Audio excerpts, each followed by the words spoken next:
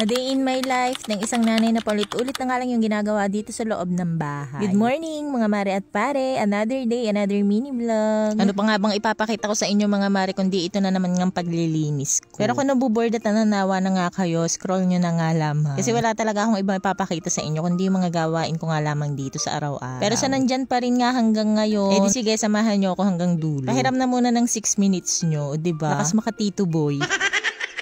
Anyway mga mare, hindi ko naman talaga plano nga na maglinis dyan sa may pinakaibabaw nitong aking lababo or dyan sa may patungan ko. Nakita ko lang kasi nung inaayos ko yung aking knife set madumi na pala yung pinakasuksukan. Tapos nung binuksan ko, may itim-itim na rin pala dun sa loob kaya naman ayan. Hinugasan ko na muna pero bago ko nga ibalik doon sa may patungan, lilinisan ko na din yung pagpapatungan. Para talagang malinis na talaga. Saka halos isang buwan ko na rin atang hindi napupunasan nga itong aking dingding dito, pati na rin nga itong patungan. Kaya sign na din talaga para punasan yan. Sa totoo lang, wala akong balak mag-video. Tamad na tamad din kasi talaga akong magbe-video. Nakapaghugas na nga ako dyan ng pinggan kanina at naisipan ko lang na wala pa pala akong mini vlog. Kaya kahapon talaga absent nga ang mare nyo kasi talagang tamad na tamad rin talaga ako. Tsaka isa yung mga natiran labahin ko itinapos ko na nga kahapon kasi napakaganda ng panahon. Nga lamang half day lang talaga palagi yung init dito sa amin. Sa pahapon umuulan. Kaya kailangan talaga kapag maglalaba aagahan. Para kahit paano ay makatuyo naman. Kahit nga ng araw na yan is grocery day namin, hindi na rin nga kami nakapunta ng palengke. Tulog kasi si Mr. halos maghapon, gawa nung pumasok nga siya ng Sabado ng umaga, Linggo na nga siya ng umaga nakauwi. Tinapos kasi nila yung project nila. Kaya talagang pagod na pagod siya. Hinayaan ko nga na matulog ng matulog para makabawi. Isa pa dinadaing nga niya yung likod niya at naku, iika-ika nga maglakad. Nung nakaraan pa kasi daw na may lumagutok daw dun sa kanyang may bandang balak. Ako nga maghanap ng sadyang maghihilot para naman mapahilot na. Matigas ang ulo. Sa akin na nga lang pinahihilot, di naman ako maghihilot. Pero tuwing gabi naman hinihilot ko siya mga mare. Sana lang talaga gumaling na kasi nakakasagabal din talaga sa trabaho. Anyway, balik na ulit tayo dito sa aking ginagawa. Napansin ko na punong-puno na nga itong basurahan namin kaya ayan, itatapon ko na yan. Pero inabot talaga ako dyan ng inis kasi nung isinasalin ko nga siya, nabubuo naman yung laman kaya naman si Mr. na nga pinagtuloy ko dyan. Ewan ko mga mare, lately talaga naman nga napakainitin ng ulo ko. Pero di ko naman red days mga mare. Talagang may pagdaan lang talaga na sobrang init palagi ng ulo. Makadala na rin nga ng panahon kasi palagi ngang umuulan.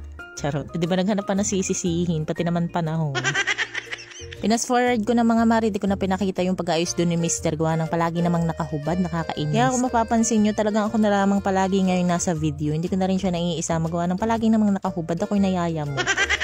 Kaya hirap kayo mag-edit. Kung mapapansin nyo nga pala mga mare, yan lamesa, inusog ko talaga dyan sa may bandang pinto. Pero dahil nandito na nga ulit si Mr. Dalawa na nga kaming kakain, lalagay ko na ulit yan dyan sa may kanyang pwesto. Iipod ko lang yan ng konti. Para lang maibalik ko na rin nga diyan yung aking pahalaman. Kahit tamad nga ako maglabas ng halaman, buhay pa nga siya. Maganda talaga tong sansevieria or itong snake plant sa loob ng bahay kasi indoor plant talaga yan. Kaya kung kayo, tamad din nga kayo magdilig at maglalabas-labas nga ng mga buhay na halaman nyo, ito na nga lang yung piliin nyo yung mga ganitong variety. Kasi kahit isang buwan mo yung hindi ilabas at diligan, okay. Pero syempre hindi ko naman niya pinapaabot ng isang buwan bago ko diligan or ilabas. Kapag maganda yung panahon, nilalabas ko yan, pinapainitan ko. Tapos pag umuulan, dinidiligan ko din siya ng tubig. Di kaya naman pinapaulanan ko siya sa labas. Ang ganda pa rin nga niya hanggang ngayon, pero wala pa siyang bagong dahon. Pero mahalaga maganda pa siya at buhay. Anyway mga mare, alas 6 na dyan mahigit. May kanin pa naman kami kaya hindi ako naingling magsaing. Madami-dami pa naman yut kasya na yun sa amin. Lalabas pa nga pala kami niyan mga mare pagkatapos ni Mr. mag-igibat maligo. Siyempre ako'y liligo din nga gawa ng pawis-pawisan na nga din ako. Bibili kasi kami ng ulam kasi di ba sabi ko sa inyo hindi nga kami nakapamalengke. Pero yung lutong ulam na nga yung bibilhin na. Habang hinihintay ko nga siya sa ginagawa niya, tinuloy ko lang tong paglilinis ko dito kasi tingnan nyo meron pa ako dyan tupi. Tutupiin ko na rin yan bago kami umalis para pagdating namin kakain na nga lamang. At wala na nga gaanong gagawin. Sabi ko naman nga sa inyo mga mare, sa gabi ko talaga ginagawa yung mga natira kong gawa. Kasi sa tanghali dito, naku hindi ka na talaga makakagawa at makakatagal dito kasi magtatagak-taka na talaga yung pawis mo sa init. Ayan mga mare, malinis na nga yung aking kusina kaya naman ito naman yung haharapin ko. So napansin ko nga na medyo basa pa pala tong mga damit ni Ina. I mean tuyo naman na siya pero medyo malamig-lamig pa nga siya kaya ayan isasampay ko na lang ulit siya. Pero di ko na nga yan siya ilalabas gawa ng kaputik ako'y tinatamad lumabas kaya di ko na lang isasabit sa may kortina. Papahanginan ko lang naman yan ng kontit bukas okay na yan. Pero yun naman mga damit ko mga mare okay na yan, tuyo na yan. Ito kasi yung unang batch ng paglalaba ko ayan tuyo na sila tapos yung pangalawa ay kasasampay. Kaya ayun nandun nga sa grahit doon ko na isinampay para matuloy. Sa mga oras na yun mga mare naliligo na nga pala si Mister. Minamadali ko na rin nga itong pagtutupi ko gawa ng ako naman yung sunod na maliligo. Anong oras na din kasi niyan pero nauna na nga palang kumain si Ina. Nakabukod kasi talaga yung pang-ulam niya. Ganun palagi nga lamang sabaw yung gusto niyang iulam. I mean yun lang naman kasi talaga yung pwede. Bawal sa kanya yung mga matitigas or mga karne. Kaya talagang sabaw-sabaw lang yung pinapaulam namin sa kanya. Kaya talaga nakakatamad at nakakaantok nga itong pagtutupi. Hindi naman pwede na basta na lang natin niya isalpak sa damitan natin. Kasi ang pangit naman mga mare kung magsusuot tayo ng gusot-gusot. Baka habulin na lang talaga tayo ng plancha.